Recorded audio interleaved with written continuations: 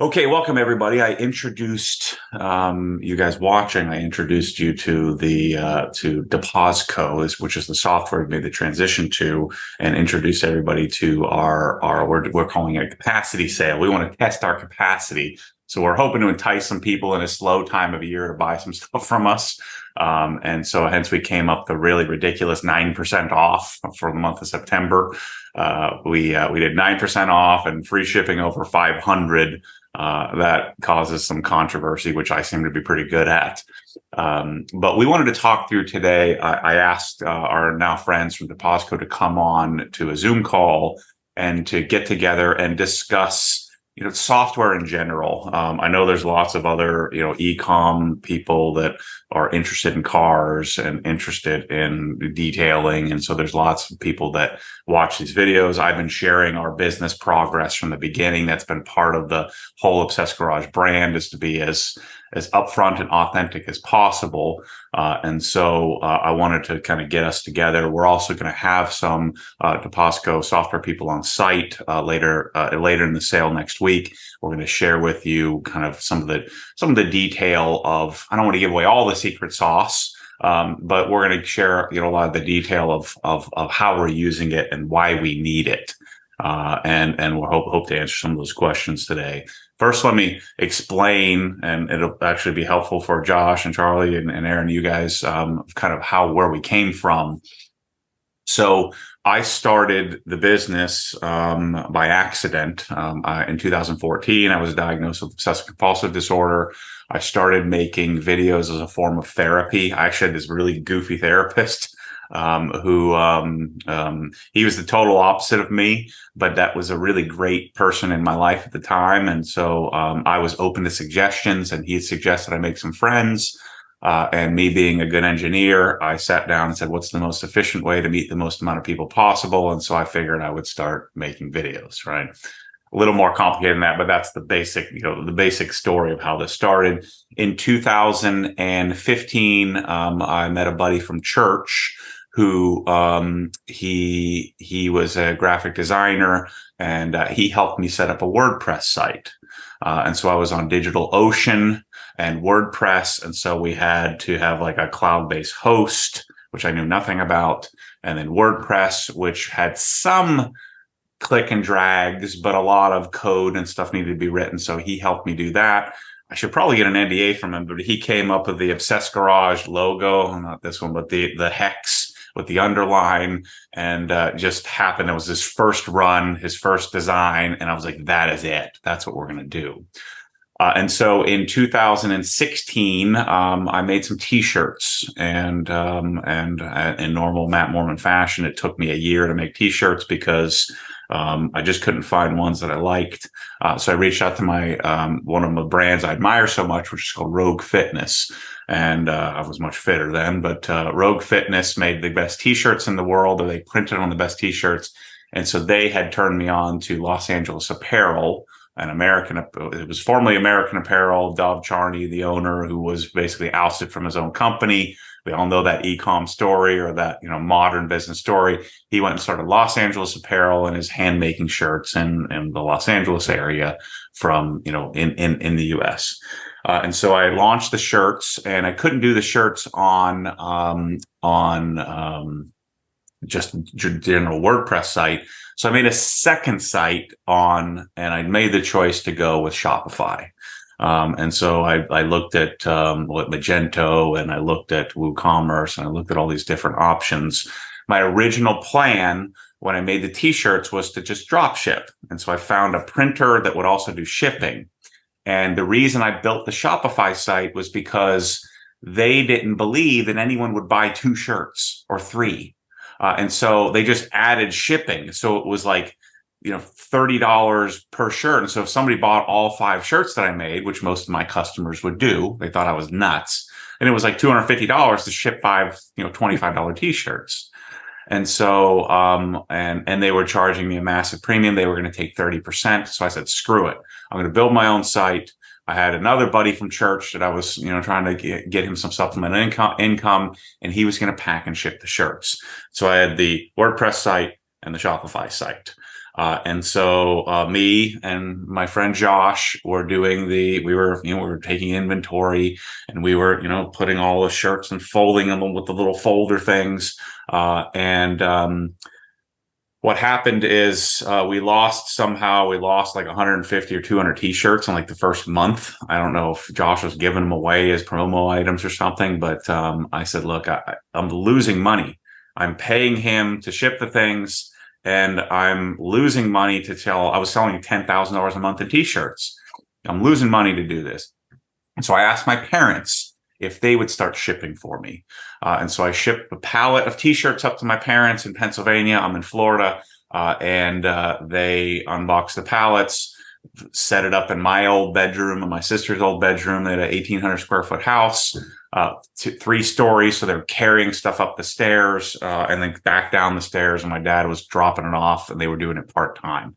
I think I said, I'll pay you. I was paying them like $750 a month, and we were shipping out a decent amount of stuff. Right after that, I shipped them quick disconnects and then pressure washer hose. The next thing you know, there's 18 wheelers coming to their house filled with microfiber towels. And, they're in this little gated community and a gravel driveway. It's the typical e-commerce success story of some chaos like this. So I was using Shopify, and then we had bolted on a platform, just the basic ShipStation software.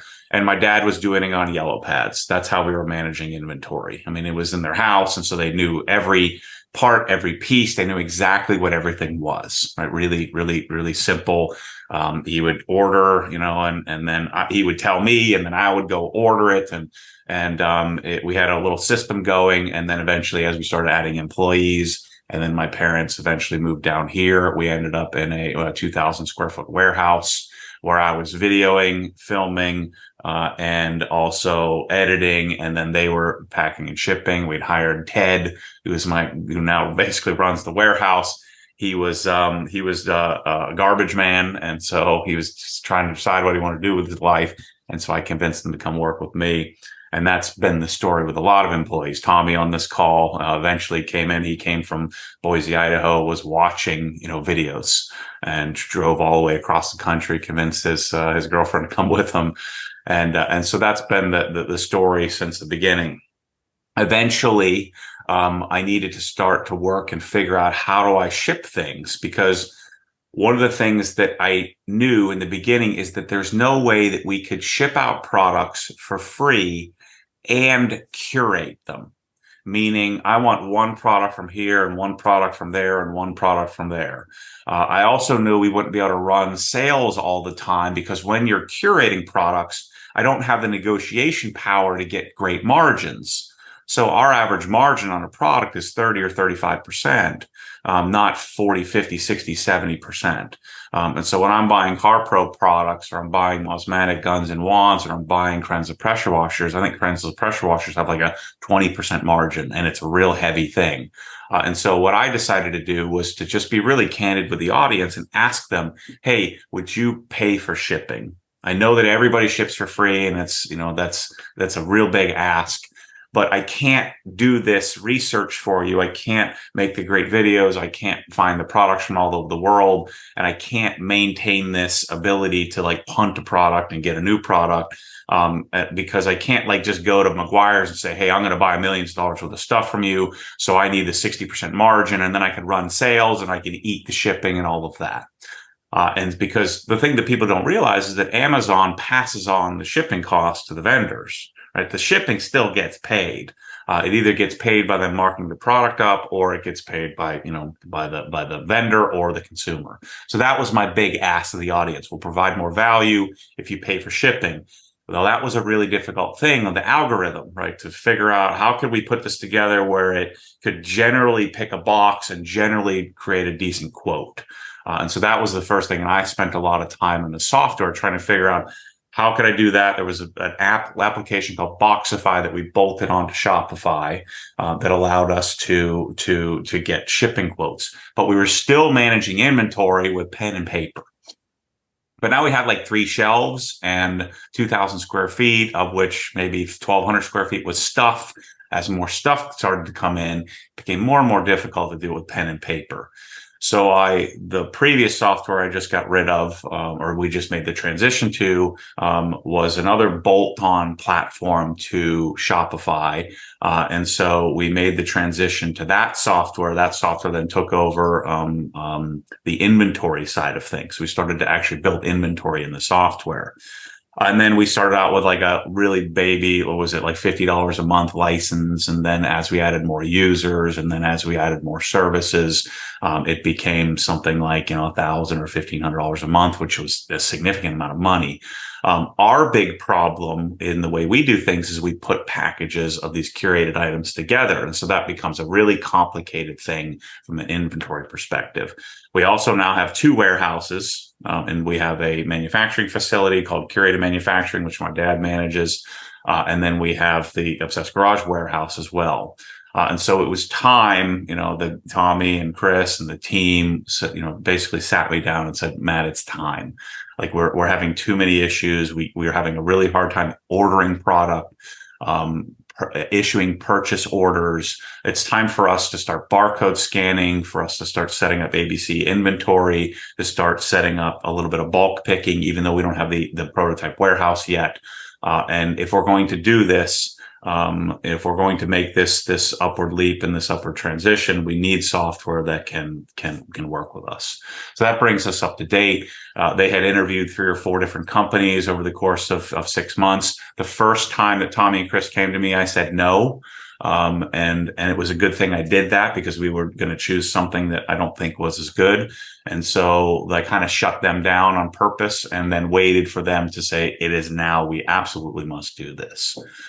And so Tommy, what are we, 6 months into the process of our transition from our previous software, which was really basic, which was just basically a bolt-on application. We had outgrown the ability, and where we're headed to have, Canadian distribution, UK distribution, Australian distribution, multiple manufacturing facilities, maybe a West Coast shipping operation.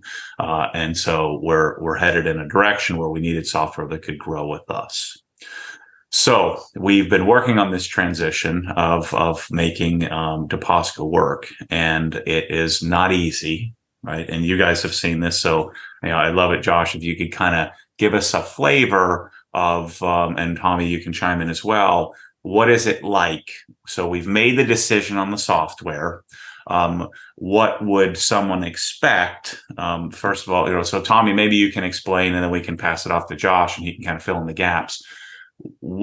Tommy, what were you expecting? Because I didn't do any of this. I just said yes, and I paid the bill. I don't even know what the bill was. And they told them, don't tell me what the bill is. So Joe and Chris managed the finances of Obsessed Garage. And so I said, all right, give me an idea of what it costs. So we went from spending, $1,500 a month to, substantially more. And I'm not trying to be dodgy on pricing. I honestly don't know. So maybe Josh and Tommy, you can kind of fill us in roughly, what I'm paying for this now. But what were you expecting? And then how did the transition, what was it like in real life?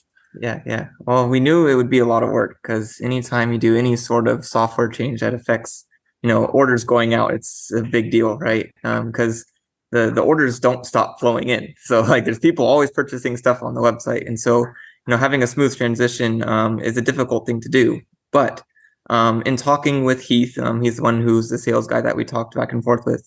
He did a really good job of explaining, how Deposco does these types of switches, because they do this sort of thing all the time. And so even though I knew it was a lot of work, they kind of gave us a game plan and a kind of roadmap of like, hey, here's how these things typically go. And so we also were really impressed with the support that we got from Deposco, because like most other softwares that we've tried in the past, it's like you have some demos and they kind of teach you how to do certain things, and then you pay for the subscription and then you're let loose and then you kind of have to figure it out on your own. Well, with Deposco and their kind of sales pitch and why we went with them is they had a team dedicated to us to help us implement all these changes. And so, once we, signed the agreement and had Deposco officially on board, we were assigned a team. Charlie is one of them, and we had Mitch, Lauren, and Matt as well. And so they were the team that came here, and they flew out, and we kind of showed them how we currently did things. And they asked us a bunch of questions and like, why are you doing it this way? And like, what's your standard operating procedure for this? And from there, they were able to kind of cater Deposco to our needs. And so that's one thing that I think is a little bit unique as well with Deposco is like they have a base software, but then they can tweak it and do all these sorts of changes to, make it better for our specific use case. And so after that first time they flew out, they did those changes to us, and then they flew back out again, and then we did some testing. So we did some mock orders and some, different tests with like accepting inventory, purchasing, stuff like that. And then from there, we gave them feedback. And then since then, it's kind of been that continuous kind of loop of like, hey, we try something out, test it, give our feedback, they'll make changes and whatever. And then, we eventually just have to go live and try it, right? Because you could do this forever and just be in an endless loop. But yeah, we decided to launch. And from there, we've just been making improvements pretty much every week. So Josh, there was when we made this transition to more sophisticated what we call it semi-custom software. When we make this transition, that we paid it, there's an initial cost because you guys are estimating you got all these employees, you're flying them across the country. There's the back end people, the UI UX people that are building the software. So there's an expense for that. And so we paid like an initial startup, and then you guys gave us a budget for what you thought the amount of hours would be. That also helps, I think, probably from us being just passing off all the buck. I feel like it's probably good that you do that because it's kind of like if you're working with an architect and they don't have a change order, you just sit there tweaking forever and Sure. wasting people's time. So how does it work when what was the onboarding process like for us? Like, could you explain if somebody else were going to do that, what would it be like? Yeah, great question, and well described there, Tommy. Because it's it's a process that we found in software. It's a lot about the experience and the ability to manage change. And so overall, when we look at our pricing and we look at how we go to market and help businesses like Obsessed Garage and others, there's in the software as a service business, which is a SaaS software business like we are.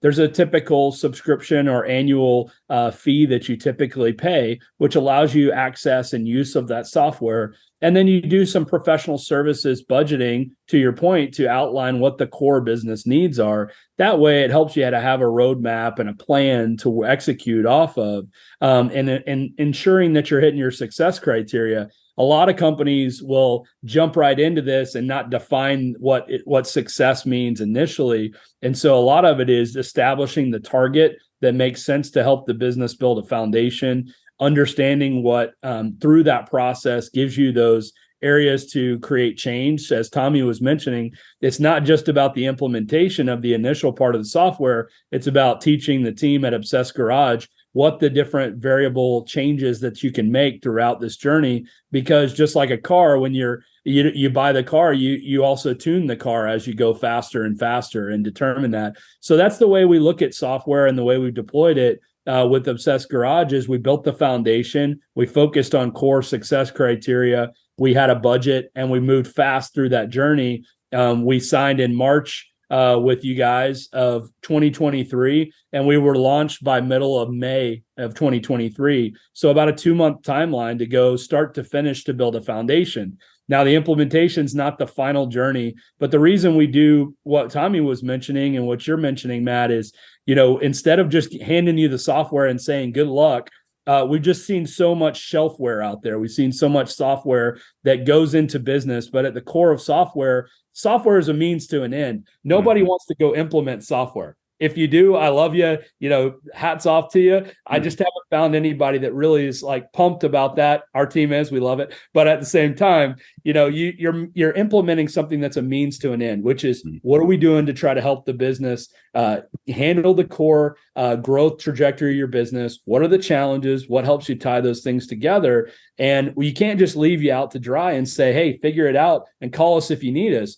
The journey is change. The journey is transformation. And we found that if we just outline that and hand it to you and go, good luck, the length of time to get that value and that ROI of what you just paid for tends to lengthen out. We want it to be short. We want it to be an iterative cycle. So for us, that's our journey with companies like yours that allows us to step right in, address the core needs that are there, move fast through that journey. But then that also gives you awareness and understanding of where do you want to go next as your business continues to grow. So for us, that's it. It's, core software, flexibility of the configuration and the changes that you want to make that give you the power to do that. And then if you want to customize or tailor it to yourself, we also have that ability as well. It's just deciding what your approach is. But most companies, it's great to come in, build the foundation, do the crawl, walk, run approach.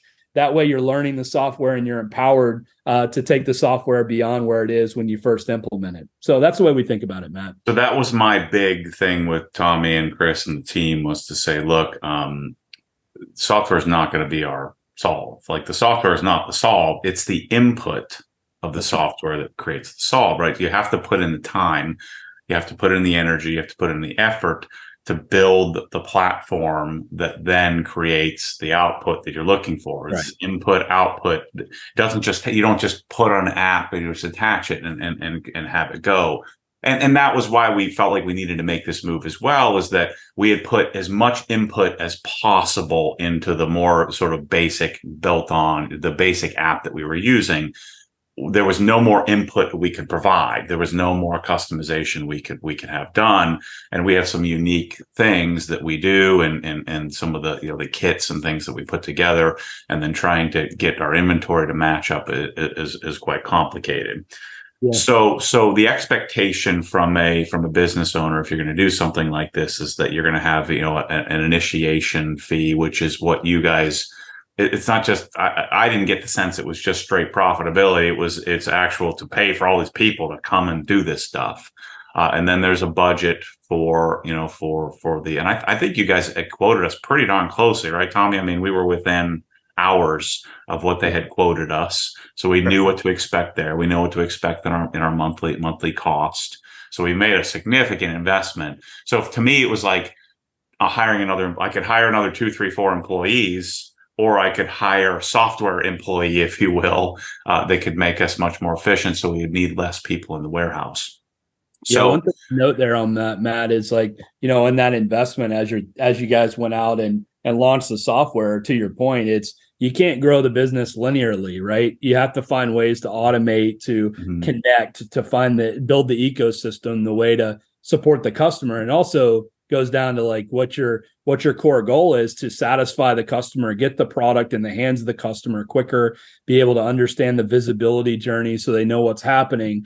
And, being able to walk through that journey, it's not a linear growth model. If you add software, there's an automation component that allows you to accelerate that journey. And also having the ability to connect as you add other channels of sales potentially down the road, whether that's selling on a marketplace or adding other e-commerce channels or selling wholesale distribution. Those are all things that you have to consider as you scale the business, but having a software that meets those needs as you scale up is really important. That way you're not running into a stall out pattern, trying to go bolt on something else as you're going through this journey. So just something else to note. So, Tommy, tell us a little bit, I don't want to frickin' sales pitch people here. I want to show the real. That's the whole point. And I get Aaron and Charlie nervous when I head down these paths. But what are some of the things that the things that I noticed is that we kind of broke was, we learned very quickly that our inventory had to be spot on, and it was a wake-up call that we weren't doing that correctly. So that kind of broke the system to start. Give me a couple of examples of things that didn't go quite as you thought as we made the transition.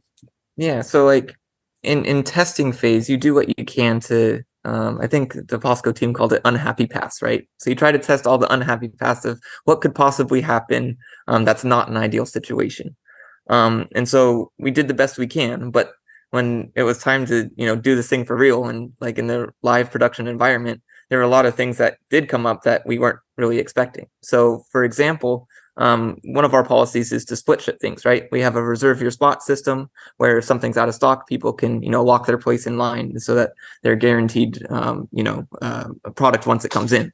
And so what we found is, as Matt mentioned, when the inventory count was inaccurate when we first launched, the system was set to automatically split ship everything.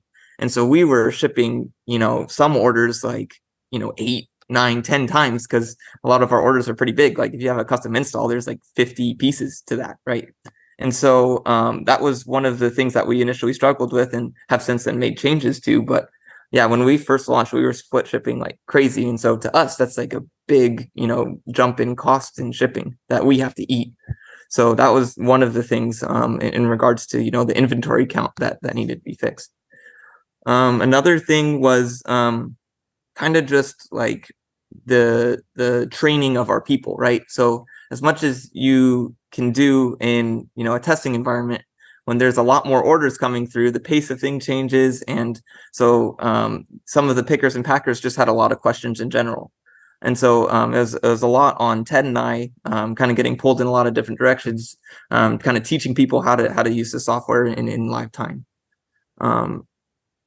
Beyond that, I would think that most of it was pretty smooth. We've had other little hiccups, like USPS came out with a new shipping method that kind of threw us through a loop called Ground Advantage. But again, we've been able to fix that as well. But yeah, there's just always those things that you can't expect that show up. But the biggest struggle, I would say, is just really the input of it. Like you mentioned, software is only what you input into it, and so it just requires a lot of work on both sides, both me and Ted and the Deposco team to fix those issues.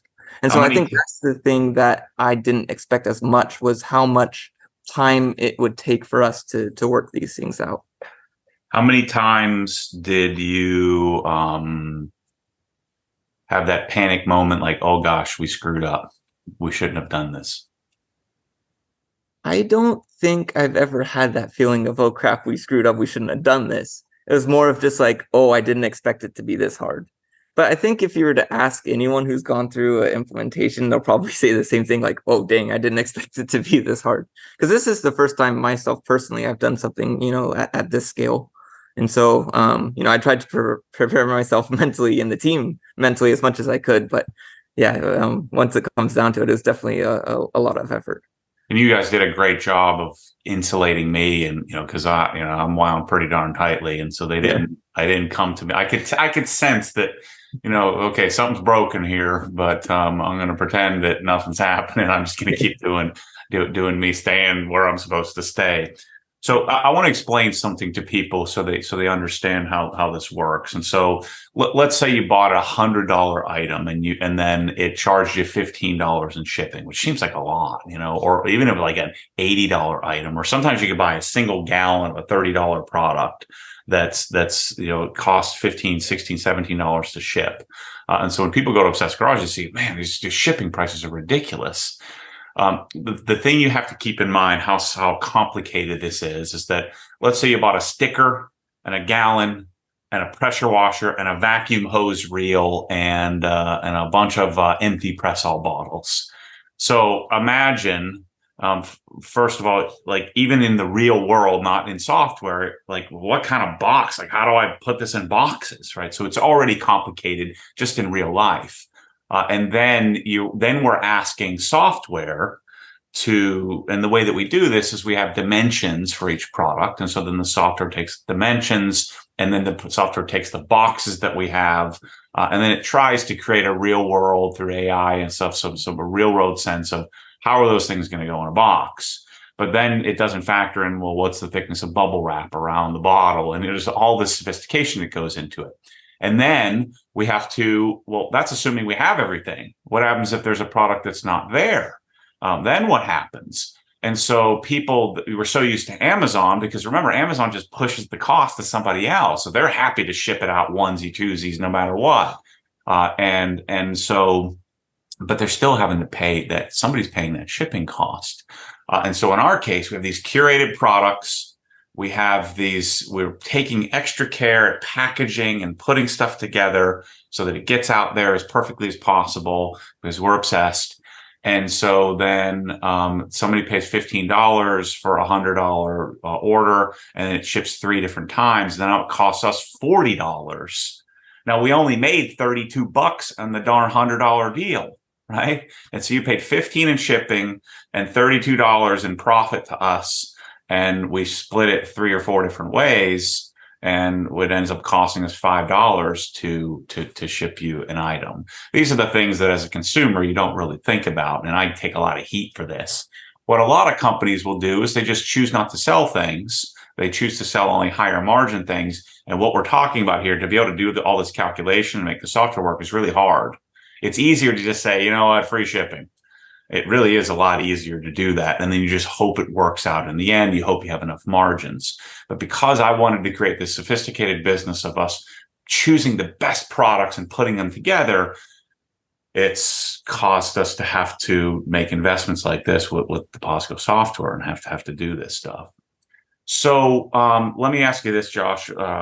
What is our next step? So we didn't talk about hardware. We had a little bit of hardware investment as well. We had, to buy some Microsoft Surface or, some Surface things. This is a PC-based platform. Am I correct on how we? Yeah, it's a cloud-based program. So it's a cloud-based platform. So access through an internet connection, just like a browser.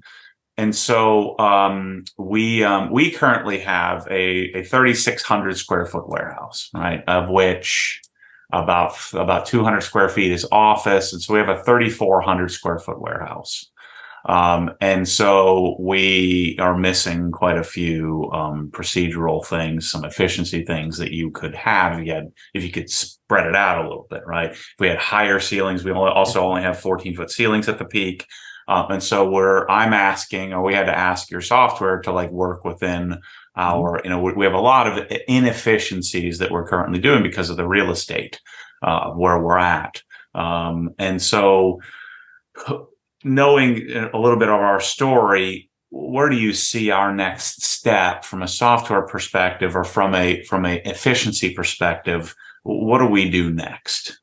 Yeah, it's a great question. I mean, initially, you guys really started out thinking about warehouse processes, what we call Bright Warehouse, which is warehouse management processes that allows you to begin to build that baseline, that pick, pack, and ship, receiving, put away journey. You mentioned in the last video the ABC analysis on the inventory so that the right things are in the right place. Those are initial foundational steps. Also connecting to Shopify and being able to have that real-time connection on orders that come in, ship confirmations to the customer so that they're aware. That's also a critical component of building the foundation. Yeah. And then the visibility components with reporting and visibility around what the operations are doing, where your orders are at, making sure everybody knows where everything is at any given time. And then they're able to find those exceptions that do happen from time to time quicker so that you can address them and take care of your customer. And then the other piece, like you mentioned, was the purchase order entry side, really being able to enter your purchase orders, being able to have visibility, manage those all the way through to receipt and beyond, and then really have that continuous journey. So the foundation is laid really well to where as you think about adding warehouse space as the continued growth of the business happens, there's a typical approach that happens, which is either you're increasing the warehouse space to give yourself a little bit more of a stretched out footprint to handle more volume, more inventory, new product lines that you want to sell, all those types of things. But even if you stay within the existing constrained space that you're in, you've got to think about inventory turns. And so in order to turn the inventory more often, a lot of companies like yours will implement automation. They'll think about ways to add a conveyor or add some other less touch prone processes that allow you to go through and implement those quicker and get the product throughput faster through the building. So overall, it's positioning of the warehouses, it's space of the warehouse, it's automation, and then it's also this really around supply chain planning. As you think about forecasting your inventory, lead times,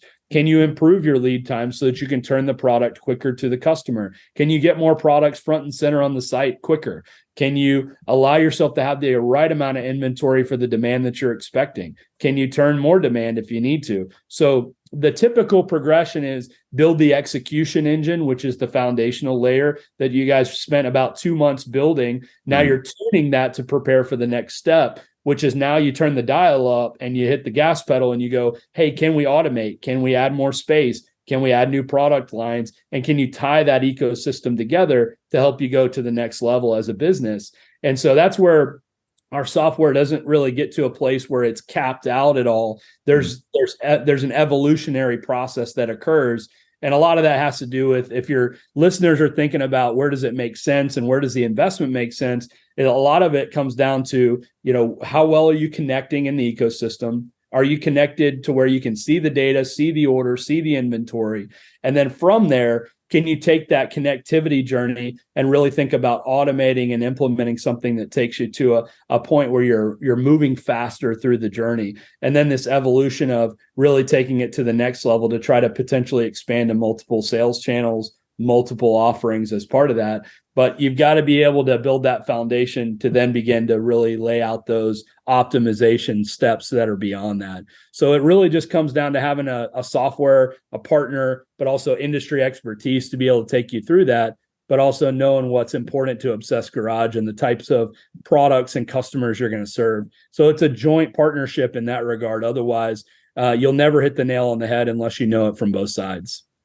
Funny, as you talk through that, I started thinking about, so Josh has given us the 30,000 foot, or the perspective, and then I'm telling you, like, what's the real here, right? What do we experience? And so one of the things that I mentioned before, my dad walking around with yellow pads and saying, all right, we need to order 10 of these and 20 of those, and usually that's a little late, right? And so because you have this lead time of, okay, we think we're going to run out of product.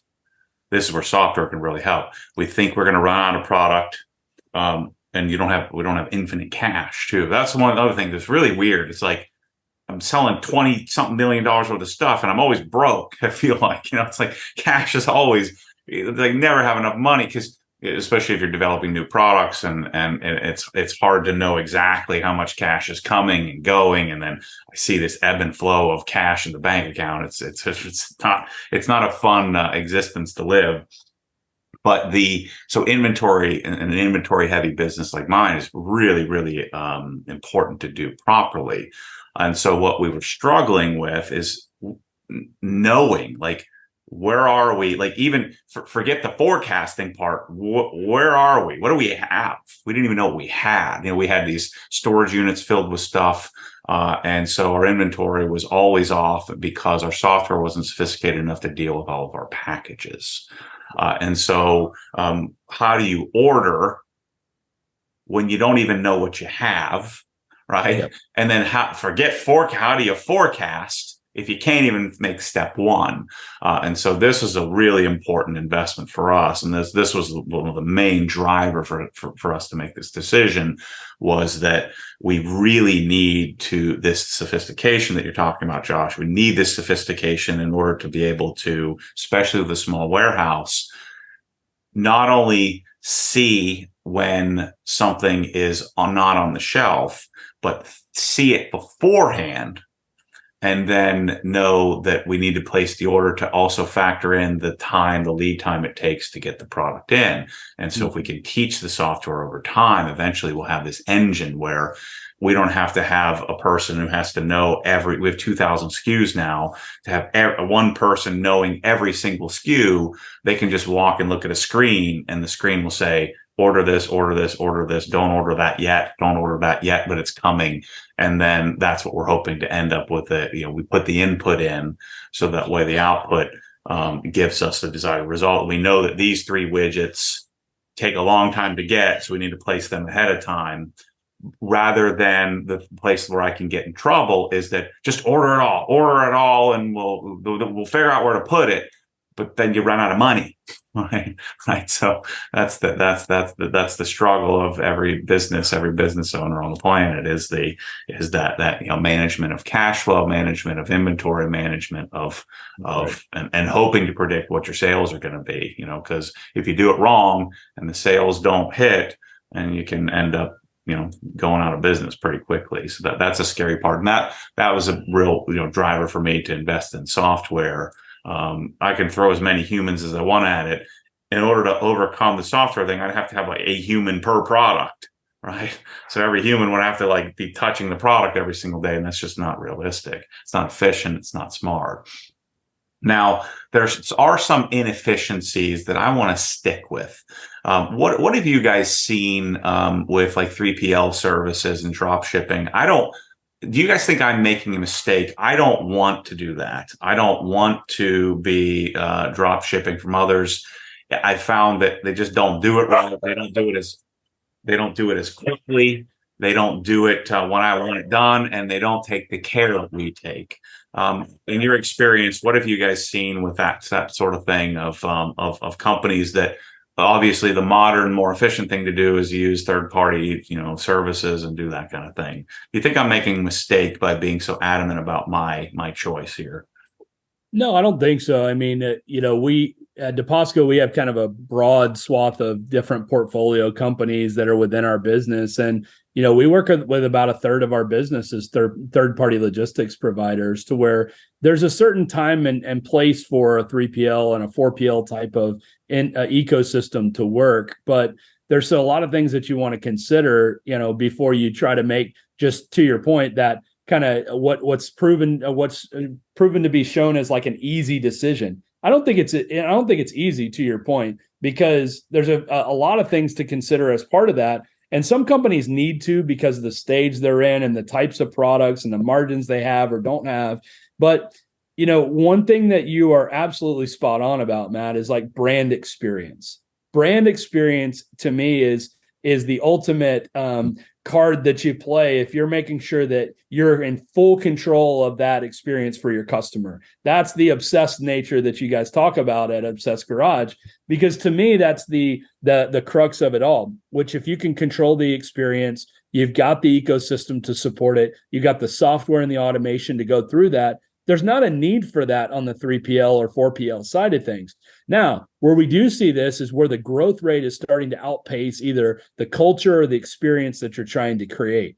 Now, a lot of times it also helps you test markets that you're not in. If this is an opportunity where you want to get closer to the consumer, but you don't have a West Coast facility, for example. If you don't have a facility in California and all of a sudden the pressure of the customer getting the product in 3 or 4 days turns into next day, that's a challenge that you want to try to potentially test the waters and understand what your customer is looking for. You're going out there and finding the best of the best from a product standpoint. So a lot of your customers are willing to wait, are willing to understand that you're going out and curating the best product. But when you have it, how quickly can you get it to them? That's a key aspect of it. So it's days on delivery is an important aspect of it. Testing certain markets, the brand experience, having a 3PL, if you do have that's invested in your own company's culture, your understanding of how to package the product, how to interact in the right way. But to your point, yeah, as soon as you break the tie of being a unified company, you're going to break that experience apart. And so it's a hard optimization journey to go through that. But it's a consideration of time to the customer from a delivery standpoint, where your footprint from a warehousing standpoint is across the globe or across the country, and then the ability to understand what your brand experience needs to be. Some people are selling a $5 product and they need to optimize the cost of that. And so they may not want to go buy $1 million or $2 million worth of a warehouse to stand up that ecosystem on their own. They may need to go ahead and outsource that to a 3PL or drop ship at times. So a lot of it comes down to what products do you want to serve your customer with, and what do you want to control? If you want to expand that, do you go out and offer that through a drop ship nature with trusted partners, or a 3PL that has those trusted partners? And then do you have the ability to go tie that ecosystem the right way? But again, I don't think you're making a mistake, because there's no one size fits all here. It's a lot about the evolution of where you want to take the business. Because if you said, yeah, I want to sell the $3 product and I want to optimize cost and I want to think about X, Y, or Z, those are the things that may say, hey, Matt, you're going to be better served over time that you curate the business this way. But if your focus is to continue to curate the best products, continue to curate the best brand experience, it's about figuring out where your customers are, how can you get the product to them, and how can you improve the lead time to be able to get that product to them faster and faster at the highest quality. And then as that demand grows and your customer base grows, then your margins can improve, and it allows you to reinvest in a way that gives the customer even better experience as they go. Let me ask you this. Have you ever had a company, I'm sure you've had some, where day one, so haven't sold anything, no customers, no business, they decide to make a business. How often do you get customers that come in and pay tens of thousands of dollars for software from the start? Yeah, it's a great question. A lot of it has to do with, their go-to-market, their funding, a lot of those things, right? As they begin as a business. We're pretty unique as a business because when we started out as a business a little over 12 years ago, for us, we served the SMB and the middle market. And these were your classic internet retailer businesses that were coming from a place where they had outsourced the initial onboarding or their initial launch of their products. They were creating the product, they were designing the product, and then they were outsourcing it at the very beginning. But what we were finding is that they reached a certain scale, even in the early stage of building that business, where they needed to control more of that experience, and they wanted to take that on and really start building the brand and building the logo and building the understanding of what it means to be an Obsessed Garage customer, for example. And then we also see companies that are in the enterprise, multi-billion-dollar businesses. But in the startup world, where you have companies that are brand new to market, we will see them go full tilt into buying software that's sophisticated, that can scale them. But they usually have come from businesses where they've seen the market, they understand the product, they understand the demand and how to go to market the right way, because a lot of it's pace, as you know.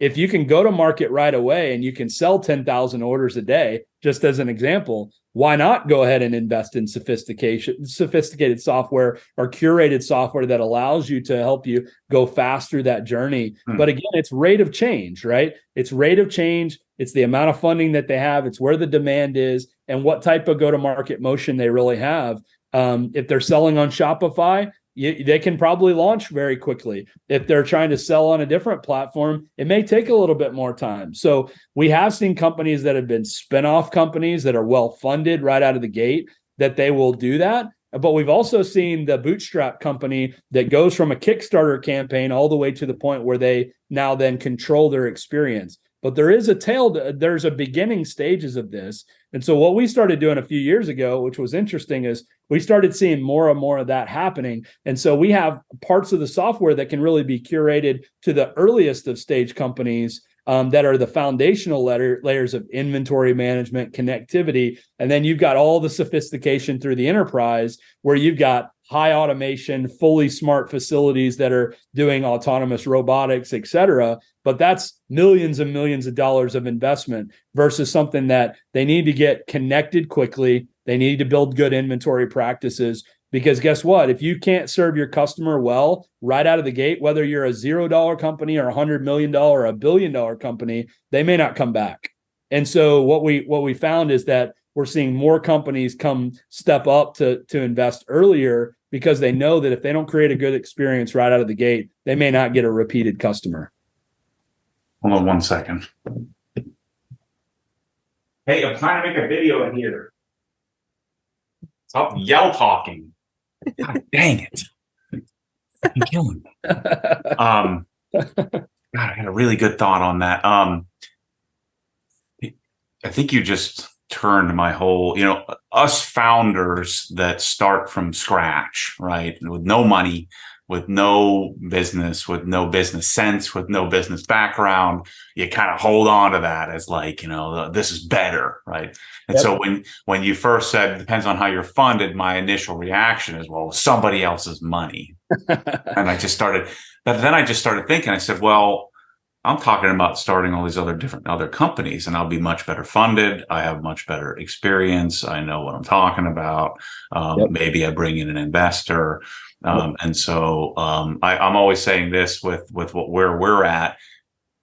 I used to be a financial advisor, and I think that you should need a financial advisor when you don't have any money, right? When you're starting out, right? You really need some help, but they can't help you because you don't have any money, and they can't work for free, and you don't have any money to pay them. So what happens is I would get people after they've already made it, and then they even really need me. They've made the money, right? And so it's the same thing with warehousing. There's a lot of people watching this that have businesses that are much more mature. They've already made the mistakes. They've already learned, or they're on their second, third, fourth, fifth business, or they've had expertise come in with venture capital money or something like that.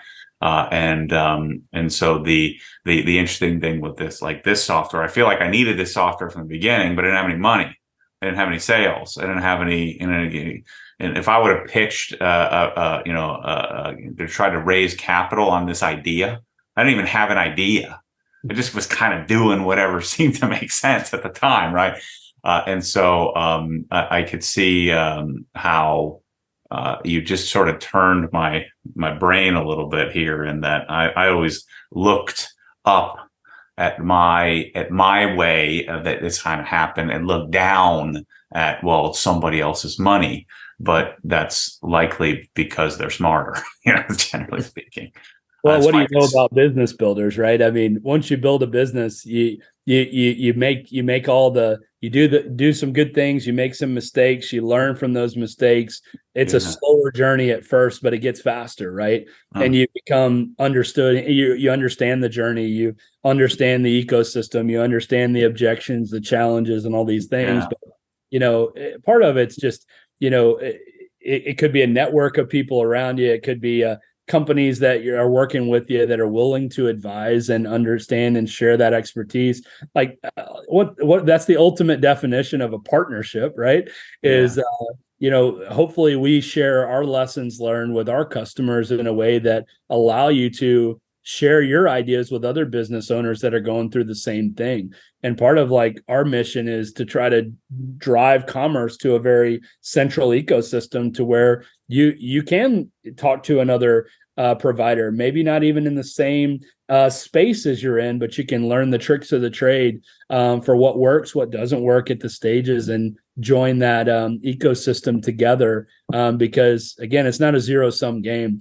The best type of business is done around the table, a lot of times sharing great ideas and meeting other people that are great business builders and leaders. It's community building at the end of the day, and that's a big part of it. So that's what we think about. There's something really interesting about the journey, right? I think that's what this is all about. Like I've really enjoyed the process of the journey of the mistakes and the wins and the losses as part of the fun. And I find it a bit overwhelming at times, because I do have a lot of people that are following me with more mature businesses, more mature business sense, and some of them are just like palming their forehead, like, "What are you doing that?" But like we have business coaches, and the coaches never really tell us what to do.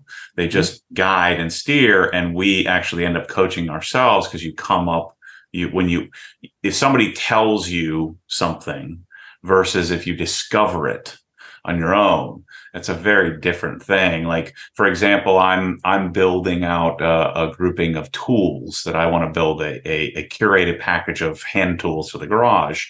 And I've got all these people telling me, no, this tool, that tool. I could probably go with that. I could probably use their expertise and probably find somebody to just tell me what to do.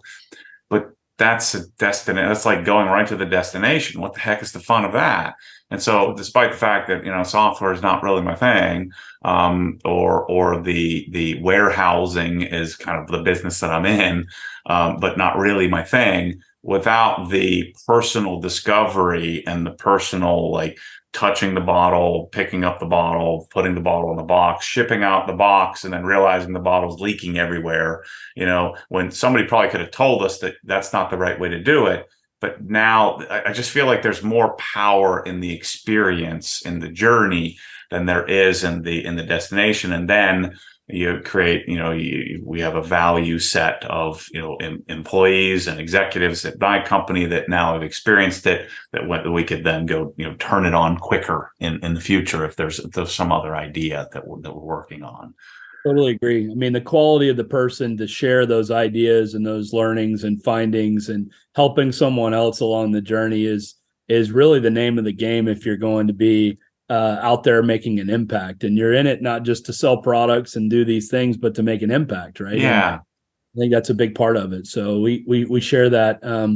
in our world as well, as we built a business from the ground up with an idea, with an area of focus, but also just a vision that, you know, you may never fully complete, but you've got to have something that's a pursuit that you know, your customers get behind, you get behind, you're fully invested in to understand what that means to be successful. But nobody ever tells you in any book or anything that it's not all going to go exactly right. There's going to be challenges along the way, but that's the excitement of sharing those findings, those failures, those successes, and makes the successes sweeter when you can walk through those yourself. But certainly I like learning from other people and what mistakes not to make as well. That's for sure. We'll wrap up with this last question. And I know Tommy and Chris did a lot of research on this. One guy had sent me a really great email just saying, look, I've been there, done that, sold my company. And it does stress me out a little bit when people tell me that. And they're like, look, you're doing this all wrong kind of thing.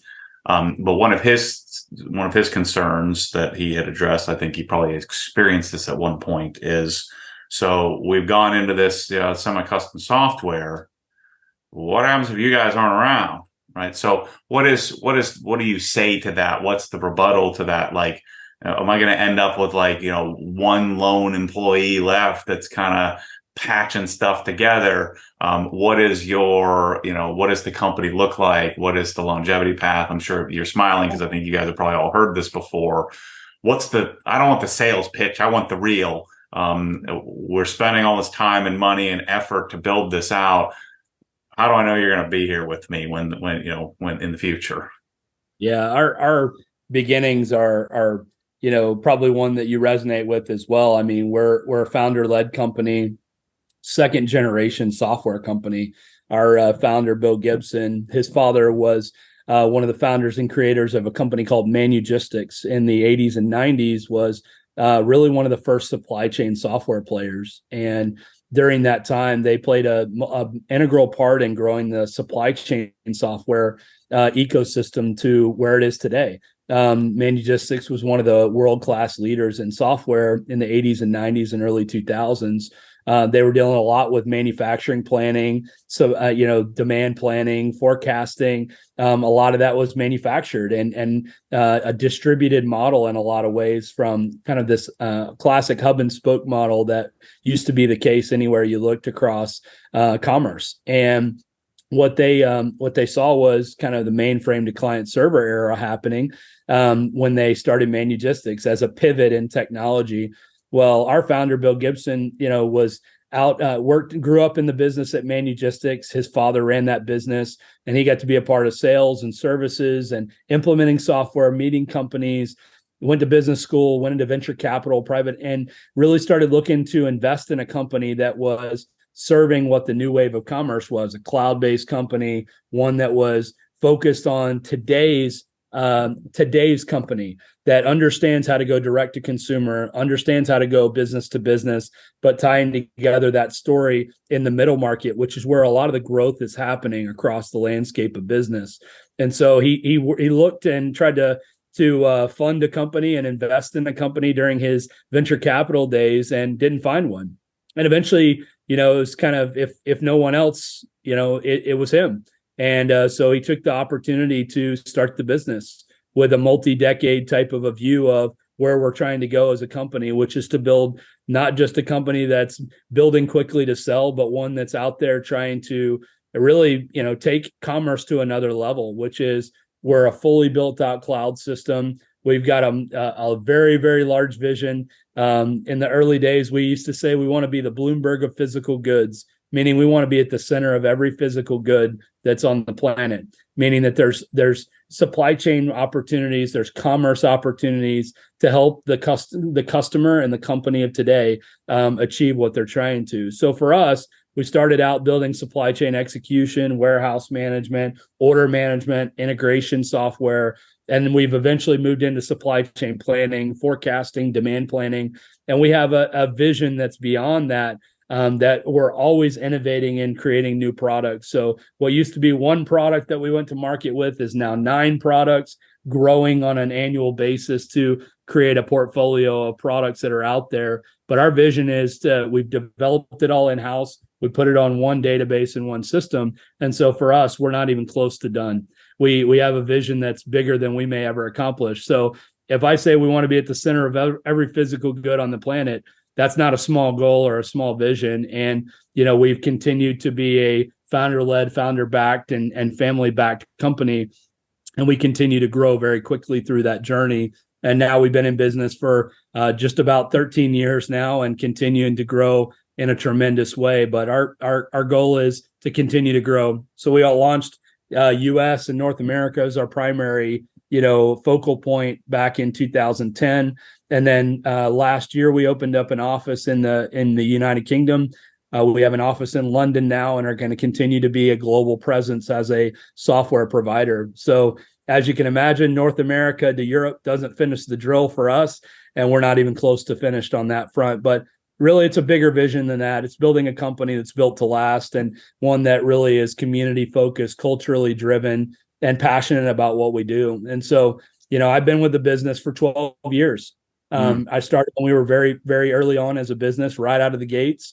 I've been here 12 years because you continue to innovate, you continue to be driven off of the culture and the growth that we're doing. But I get the energy and the juice from companies like yours, Matt, and you personally from hearing your story and helping entrepreneurs, business builders, and leaders grow their business to a new level. And so for us, that's what gives us the juice. That's what gives us energy to go out there every single day. Is we didn't set out to do a software company that we just hand it to you and say, good luck. You've obviously seen our model at this point, which is we're going person to person because that's where business is really done.